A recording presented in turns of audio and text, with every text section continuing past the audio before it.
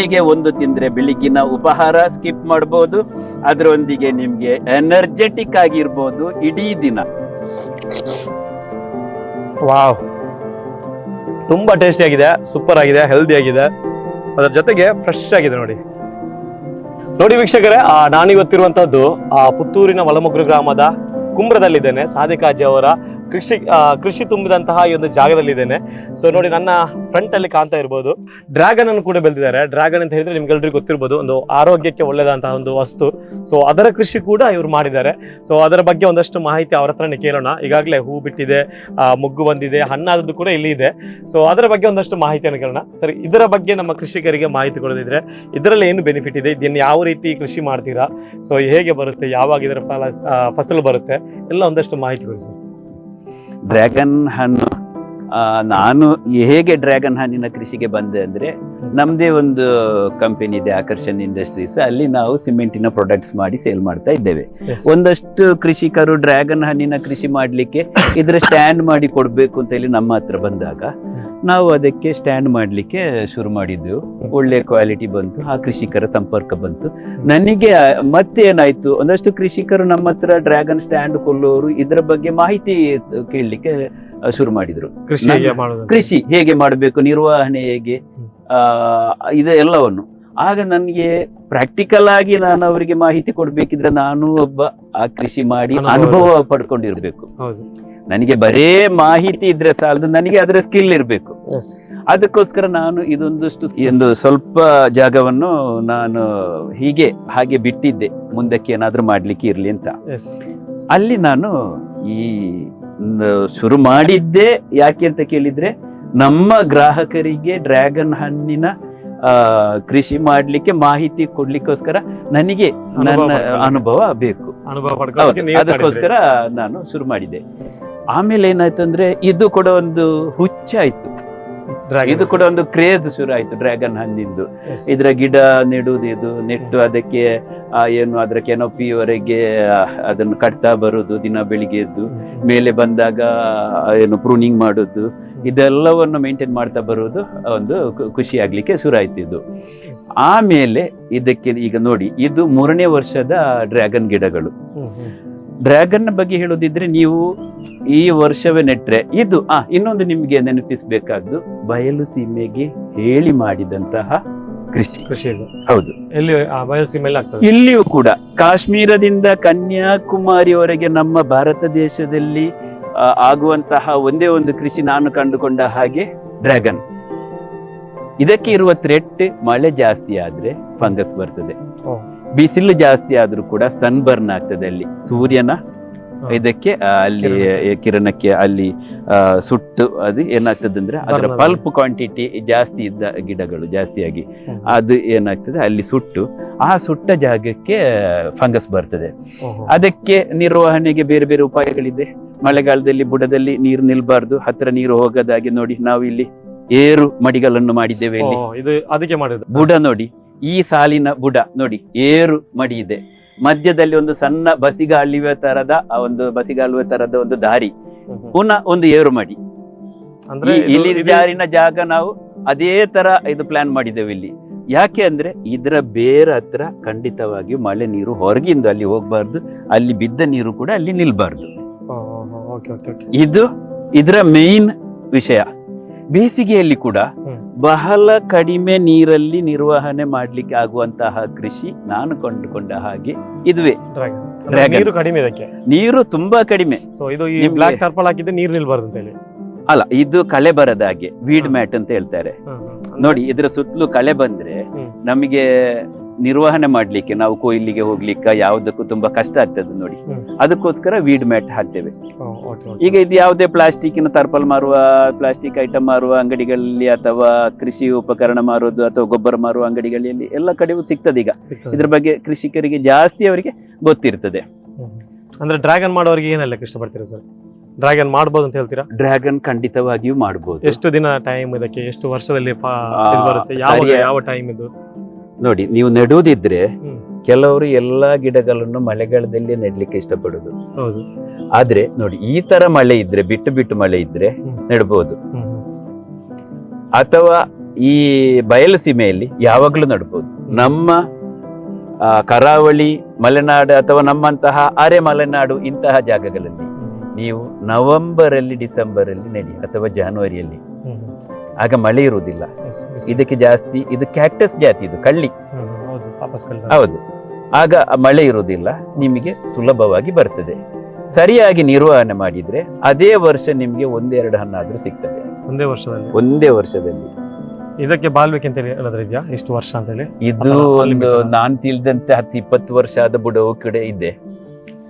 ಮತ್ತೆ ನಿಮ್ಗೆ ಇನ್ನಾದ್ರು ಹೋಯ್ತು, ಏನಾದ್ರೂ ಒಂದು ಪ್ರಾಬ್ಲಮ್ ಬಂದು, ಸಮಸ್ಯೆ ಬಂದು, ಫಂಗಸ್ ಒಂದು ಥ್ರೆಟ್ ಇದೆ, ಅದಕ್ಕೆ ಫಂಗಿಸೈಡ್ ಏನಾದ್ರೂ ಸ್ಪ್ರೇ ಮಾಡ್ಲೇಬೇಕು. ಅದಕ್ಕೆ ಜಾಸ್ತಿ ಅವರು ಸಾಫ್ ಅಂತ ಹೇಳುವಂತಹ ಫಂಗಿಸೈಡ್ ಡೈಲ್ಯೂಟ್ ಮಾಡಿ ಒಂದು ತೆಲುವಲ್ಲಿ ಸ್ಪ್ರೇ ಮಾಡಿ ಬಿಡ್ತಾರೆ, ಅದು ಸಾಕಾಗ್ತದೆ. ಮತ್ತೆ ಬೇಸಿಗೆಯಲ್ಲಿ ಸನ್ಬರ್ನ್ ಉಂಟಾಗದಾಗೆ ಕಯೋಲಿನ್ ಅಂತ ಸಿಗ್ತದೆ, ಚೈನಾಕ್ಲೆ. ನಾವು ಈ ರಬ್ಬರ್ ಟ್ಯಾಪಿಂಗ್ ಮಾಡಿ ಅದರ ಪಟ್ಟೆಗೆ ನಾವು ಅದನ್ನು ಲೇಪನ ಮಾಡ್ತೇವೆ. ಕಯೋಲಿನ್ ಅನ್ನು ನೀರಿನೊಟ್ಟಿಗೆ ಮಿಕ್ಸ್ ಮಾಡಿ ಸ್ಪ್ರೇ ಕೊಡೋದು. ಅದು ಫಂಗಿಸೈಡ್ ಅಲ್ಲ, ಕಯೋಲಿನ್ ಅಂದ್ರೆ ಅದು ಒಂಥರ ಮಣ್ಣು. ಅದೇನಾಗ್ತದೆ, ಮೇಲೆ ಫೇಸ್ ಪ್ಯಾಕ್ ಮಾಡ್ತಾರೆ ನೋಡಿ, ನಾವು ಸನ್ಸ್ಕ್ರೀನ್ ಲೋಷನ್ ಹಾಕ್ತೇವೆ, ಅದೇ ತರ ಅದೊಂದು ಲೋಷನ್ ತರ ಮೇಲೆ ಅದು ಕವರ್ ಆಗ್ತದೆ. ಬಿಸಿಲಿನ ತಾಪಮಾನ ಅದಕ್ಕೆ ಜಾಸ್ತಿ ಸಿಗುವುದಿಲ್ಲ, ಸುಡುವುದಿಲ್ಲ, ಅದನ್ನು ಹೇಳಿ. ಅದು ಅದರಿಂದ ಇರುವ ಪ್ರಯೋಜನ. ಇದು ಯಾವ ರೀತಿ ಆಗ್ತದೆ ಸರ್? ಇದು ಅಂದ್ರೆ ಇದನ್ನು ಫಸ್ಟ್ ಗೆ ಏನದು ಹಣ್ಣಾಗುದಾ, ನೇರವಾಗಿ ಹಣ್ಣಾಗುದಾ? ನೋಡಿ, ಇದನ್ನ ನೆಡುವ ಕ್ರಮ ಹೇಗೆ ಅಂದ್ರೆ, ಈ ಕಂಬ 7 ಫೀಟಿನ ಕಂಬ ಇರ್ತದೆ. ಹೌದು, 1.5 ಫೀಟ್ ಅಥವಾ 2 ಅಡಿ ಆಳ ಸಪೂರಕ್ಕೆ. ಬೇಲಿಗೆ ಹೇಗೆ ನೀವು ಕಂಬ ಹಾಕ್ತೀರಾ ಅದೇ ತರ ಸಪೂರಕ್ಕೆ ತೂತು ಮಾಡಿ ಮಣ್ಣಲ್ಲಿ. ದೊಡ್ಡ ಹೊಂಡ ಮಾಡಬೇಡಿ ಈ ಗಿಡ ನೆಡ್ಲಿಕ್ಕೆ. ತೆಂಗಿನ ಗಿಡ ನೆಟ್ಟಾಗೆ ಅಥವಾ ನೀವು ಡ್ರ್ಯಾಗನ್ ನೆಟ್ಟಾಗೆ, ರಂಬುಟಾನ್ ನೆಟ್ಟಾಗೆ ಈ ತೂತು ಮಾಡಿಕೊಂಡು ಬೇಲಿ ಕಂಬವನ್ನು ಟೈಟ್ ಮಾಡಿ ಸುತ್ತಲೂ ಒಂದು 3 ಬುಟ್ಟಿ 4 ಬುಟ್ಟಿ ಮಣ್ಣು ರಾಶಿ ಹಾಕಿ.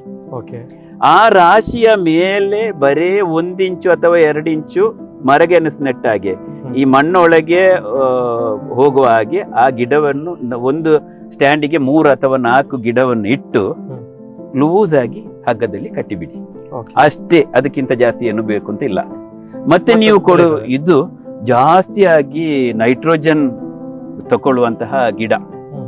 ಕೋಳಿ ಗೊಬ್ಬರ, ನೀವು ಕಂಪೋಸ್ಟ್ ಮಾಡಿದ ಕೋಳಿ ಗೊಬ್ಬರ ಧಾರಾಳ ಕೊಡ್ಬೋದು. ಕಂಪೋಸ್ಟ್ ಮಾಡಿದ್ದು ಒಳ್ಳೆ ಗ್ರೋತ್ ಉಂಟಾಗ್ತದೆ.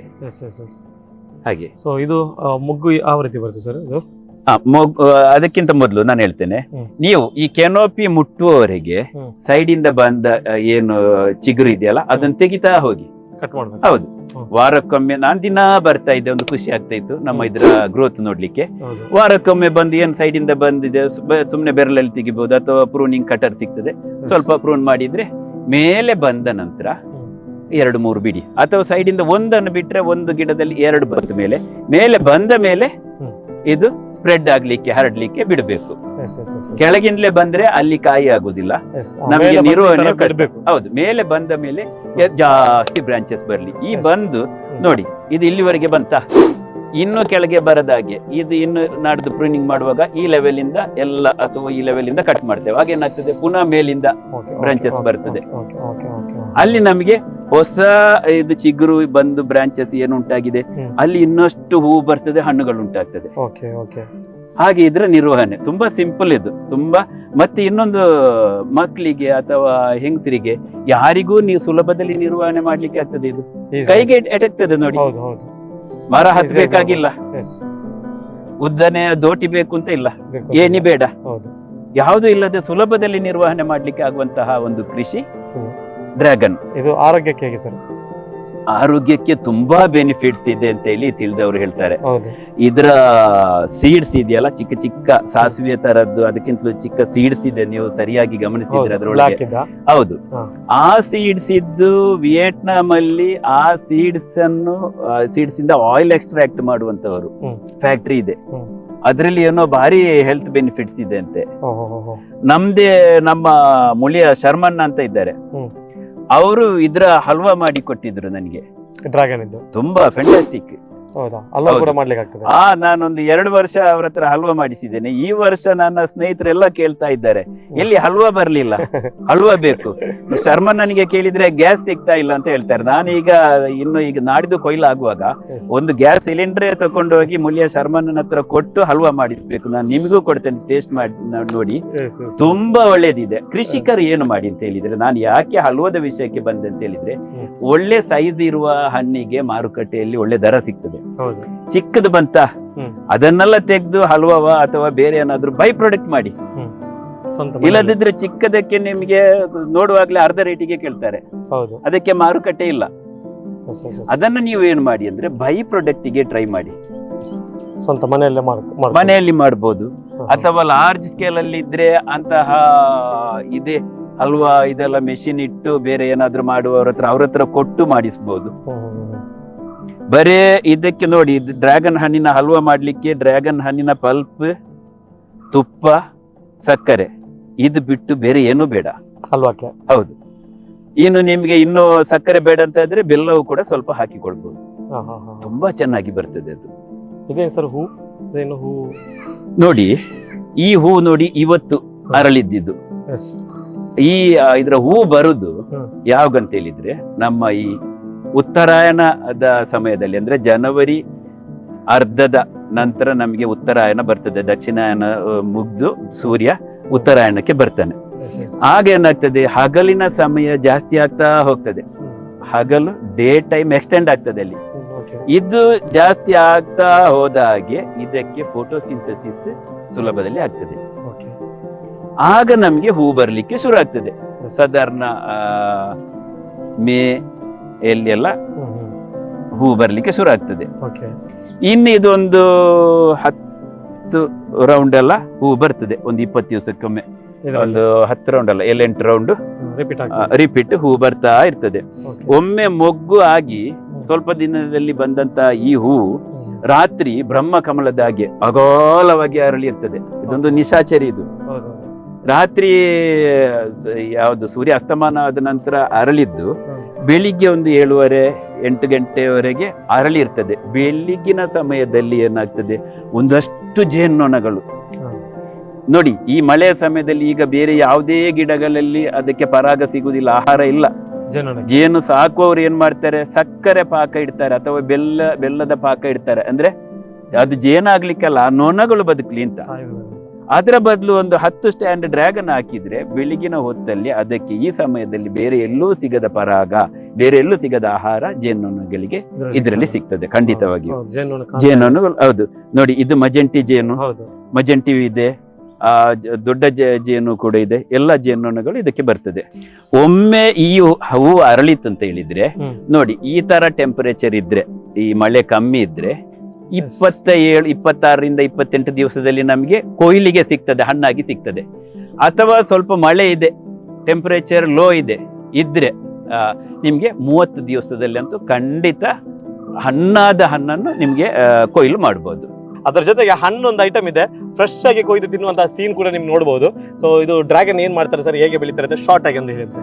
ಡ್ರ್ಯಾಗನ್ ನೋಡಿ, ಕಳ್ಳಿ ಜಾತಿಗೆ ಕ್ಯಾಕ್ಟಸ್ ಜಾತಿಗೆ ಸೇರಿದಂತಹ ಡ್ರ್ಯಾಗನ್ ಗಿಡಗಳನ್ನು ಹೀಗೆ ಸಿಂಪಲ್ ಆಗಿ ಸಿಮೆಂಟಿನ ಕಂಬ ಹಾಕಿ ನೆಟ್ರೆ ನಿಮ್ಗೆ 1 ವರ್ಷದಲ್ಲೇ ಫಸಲು ಶುರು ಆಗ್ತದೆ. ಆಮೇಲೆ ನೋಡಿ, ಈಗ ಫ್ರೂಟ್ ಆಗ್ಲಿಕ್ಕೆ ಶುರು ಆಯ್ತು. ಇವತ್ತು ನಾವು ಜೂನ್ 19 ತಾರೀಕು. ಈಗ ನೋಡಿ 3 ಬೆಲೆ ಆಗಿ 4ನೇ ಬೆಳೆ ನಮಗೆ ಬೆಳೆಗೆ ಇರುವಂತಹ ಹಣ್ಣಾಗ್ಲಿಕ್ಕೆ ಇರುವಂತಹ ಕಾಯಿಗಳು ಒಂದು ಕಡೆ ಇದೆ. ಇನ್ನು 5ನೇ ಬೆಳೆಗೆ ಇರುವಂತಹ ಹೂವುಗಳು ನೋಡಿ ಇವತ್ತು ಅರಳಿದ್ದು, ನಿನ್ನೆ ರಾತ್ರಿ ಅರಳಿದ್ದು ಇದು ಆಗ್ತಾ ಇದೆ. ಹಾಗೆ ನಮ್ಗೆ ಡ್ರ್ಯಾಗನ್ ಹಣ್ಣನ್ನು ಒಂದು ಕಿತ್ತು ನೋಡಿದ್ರೆ ಹೇಗೆ ನೋಡಿ. ಈ ಡ್ರ್ಯಾಗನ್ ಹಣ್ಣು ಕೀಳುವುದಕ್ಕೆ ಮೊದಲು ಒಂದು ಟಿಪ್ಸ್ ಹೇಳ್ತೇನೆ ನಿಮ್ಗೆ. ಮಿನಿಮಮ್ 8 ಅಡಿ ಗ್ಯಾಪ್ ಇಡಿ ಇದಕ್ಕೆ, ಸ್ಟ್ಯಾಂಡಿಂದ ಸ್ಟ್ಯಾಂಡಿಗೆ. ಯಾಕೆಂದ್ರೆ ಇದರಲ್ಲಿ ಮುಳ್ಳುಗಳಿದೆ, ನಿರ್ವಹಣೆಗೆ ಹೋಗುವಾಗ ಸ್ವಲ್ಪ ನಿಮ್ಗೆ ಪರಚಿತ ಇರ್ತದೆ ಅದು.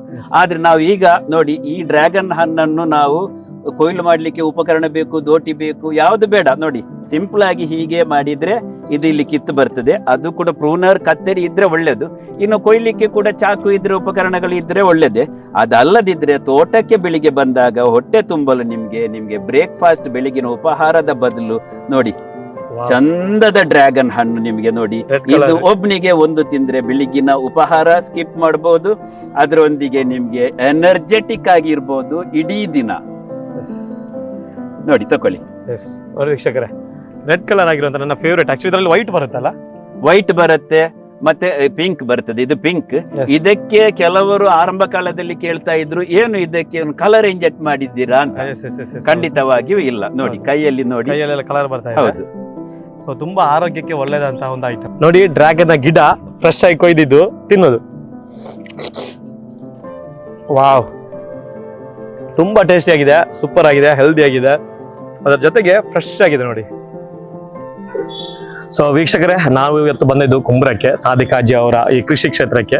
ಸೊ ಈಗಾಗಲೇ ನಿಮಗೆ ಒಂದಷ್ಟು ಮಾಹಿತಿಯನ್ನು ಅವ್ರು ಕೊಟ್ಟರು. ರಂಬುಟನ್ ಆಗಿರ್ಬೋದು, ಡ್ರ್ಯಾಗನ್ ಆಗಿರ್ಬೋದು, ಬೇರೆ ಬೇರೆ ಇಲ್ಲಿ ಇನ್ನೂ ತುಂಬಾ, ಇವತ್ತು ಮಾತಾಡ್ಲಿಕ್ಕೆ ಕೂತ್ರೆ ಒಂದು 4-5 ದಿವಸ ಬೇಕು ಇವ್ರು ಹೇಳಿದಾಗೆ. ಅಷ್ಟು ಕೃಷಿ, ಅಷ್ಟು ಫ್ರೂಟ್ಸ್ ಬಗ್ಗೆ ಒಂದೊಂದು ತಿಂಗಳಲ್ಲಿ ಒಂದೊಂದು ಫ್ರೂಟ್ಸ್ ಆಗುವಂತಹ ಟೈಮಲ್ಲಿ ಏನೆಲ್ಲ ಆಗ್ತದೆ ಅದೆಲ್ಲವನ್ನು ಇಲ್ಲಿ ಮಾಡಿಟ್ಟಿದ್ದಾರೆ ಒಂದಷ್ಟು ಜಾಗದಲ್ಲಿ. ಸೊ ಇವತ್ತು ಅವರು ಹೇಳಿದಂತೆ ಕೃಷಿಯ ಬಗ್ಗೆ ಕಲ್ತು ಮುಗಿಲಿಕ್ಕಿಲ್ಲ, ಹೇಳಿದಷ್ಟು ಸಾಕಾಗ್ಲಿಕ್ಕಿಲ್ಲ, ಅಷ್ಟು ಇದೆ. ಸೊ ಇವತ್ತು ಅವರ ಒಂದು ಈ ಅತ್ಯಮೂಲ್ಯವಾದಂತಹ ಸಮಯವನ್ನು ನಮ್ಮ ತಂಡಕ್ಕೆ ನೀಡಿದ್ದಾರೆ. ಸೊ ಸರ್, ನಿಮಗೆ ಥ್ಯಾಂಕ್ ಯು ಹೇಳ್ತಾ ಇದ್ದೀನಿ. ಅದರ ಜೊತೆಗೆ ಯುವಕರಿಗಾಗಿರ್ಬೋದು, ಮುಂದೆ ಇಂತಹ ಕೃಷಿ ಮಾಡೋರಿಗೆ ಒಂದು ನಿಮ್ಮ ಉಪದೇಶ ಕೊಡೋದಾದ್ರೆ ಏನೆಲ್ಲ ಇಷ್ಟಪಡ್ತಾರೆ? ನಮ್ಮ ದೇಶದ ಯುವಕರು, ನೀವು ಯಾವೇ ಫೀಲ್ಡ್ ಅಲ್ಲಿ ಇರಿ, ಎಲ್ಲೇ ಇರಿ, ನೀವು ಯಾವ ದೇಶದಲ್ಲಿ ಇರಿ, ಯಾವ ಫೀಲ್ಡ್ ಅಲ್ಲಿ, ನಿಮ್ಮ ತಾಯ್ನಾಡಲ್ಲಿ, ನಿಮ್ಮ ನೆಲದಲ್ಲಿ ಒಂದಷ್ಟು ಕೃಷಿ ಮಾಡಿ. ಅದು ನಿಮ್ಗೆ ಏನು ವಾಣಿಜ್ಯಕರವಾಗಿರ್ಬೋದು ಅಥವಾ ಹವ್ಯಾಸಕ್ಕಿರ್ಬೋದು, ಒಂದಷ್ಟು ಕೃಷಿ ಮಾಡಿ. ನಾನು ಯಾಕೆ ಹೇಳ್ತಾ ಇದ್ದೇನೆಂದ್ರೆ, ಈಗಾಗಲೇ ನಾನು ಕಂಡುಕೊಂಡ ಹಾಗೆ ನಮ್ಮ ಮಲೆನಾಡು, ಚಿಕ್ಕಮಗಳೂರು, ಮೂಡಿಗೆರೆ, ಕೊಡಗಿನ ಒಂದಷ್ಟು ಯುವಕರು IT BT ಅಲ್ಲಿ ಇರುವವರು ವೀಕೆಂಡಲ್ಲಿ ಊರಿಗೆ ಬರ್ತಾರೆ, ಕೃಷಿಯಲ್ಲಿ ತೊಡಗಿಸಿಕೊಳ್ತಾ ಇದ್ದಾರೆ. ನೋಡಿ ಅನುಭವದಿಂದ ನಿಮ್ಗೆ ಹೇಳ್ತಾ ಇದ್ದೇನೆ, ದಯವಿಟ್ಟು ನೀವು ಇಂತಹ ಚಾನೆಲ್ಗಳ ಇವರ ಪ್ರಯತ್ನದ ಇದನ್ನು ನೀವು ಆ ಮಾಹಿತಿಗಳನ್ನು ಸದುಪಯೋಗ ಪಡಿಸಿಕೊಂಡು ನೀವು ಕೃಷಿ ಮಾಡಿ. ಖಂಡಿತವಾಗಿಯೂ ನಾವು ಒಳ್ಳೆದಾಗೋಣ, ದೇಶ ಒಳ್ಳೆದಾಗಲಿ. ಸೊ ಕೃಷಿಯ ಬಗ್ಗೆ ಇನ್ನಷ್ಟು ಮಾಹಿತಿ ಬೇಕು ಅಂತ ಹೇಳಿದ್ರೆ ನಮ್ಮ ಈ ಚಾನಲ್ ಸಬ್ಸ್ಕ್ರೈಬ್ ಮಾಡಲಿಕ್ಕೆ ಮರಿಬೇಡಿ. ಅದೇ ರೀತಿ ಫಾಲೋ ಮಾಡಿಲ್ಲ ಅಂತ ಫಾಲೋ ಮಾಡಿ. ಅದೇ ರೀತಿ ನಮ್ಮ ಇನ್ಸ್ಟಾಗ್ರಾಮಲ್ಲಿ ಅಜ್ಜು ಡ್ರೀಮ್ಸ್ ಅನ್ನುವಂತಹ ಅಕೌಂಟನ್ನು ಕೂಡ ಫಾಲೋ ಮಾಡಿ. ಹಾಗೂ ಬೇರೆ ಬೇರೆ ರೀತಿಯಾದಂತಹ ಕೃಷಿಯ ಬಗ್ಗೆ ಒಂದಷ್ಟು ಮಾಹಿತಿ ಈ ಚಾನಲ್ ಬರಲಿಕ್ಕಿದೆ. ಸೊ ಅದೇ ರೀತಿ ನಮ್ಮ ಪಾಡ್ಕಾಸ್ಟ್ ಕೂಡ ನಡೀತಾ ಇದೆ, ಅದೆಲ್ಲವನ್ನು ವೀಕ್ಷಿಸಿ ಅಂತ ಹೇಳ್ತಾ, ಸೊ ನಿಮ್ಮ ಸಪೋರ್ಟ್, ನಿಮ್ಮ ಬೆಂಬಲ ನಮ್ಮ ಜೊತೆ ಯಾವತ್ತಿರಲಿ. ಮತ್ತೊಂದು ವಿಡಿಯೋ ಜೊತೆಗೆ ಇನ್ನೊಮ್ಮೆ ಬರ್ತೀನಿ. ಬಾಯ್, ಥ್ಯಾಂಕ್ ಯು.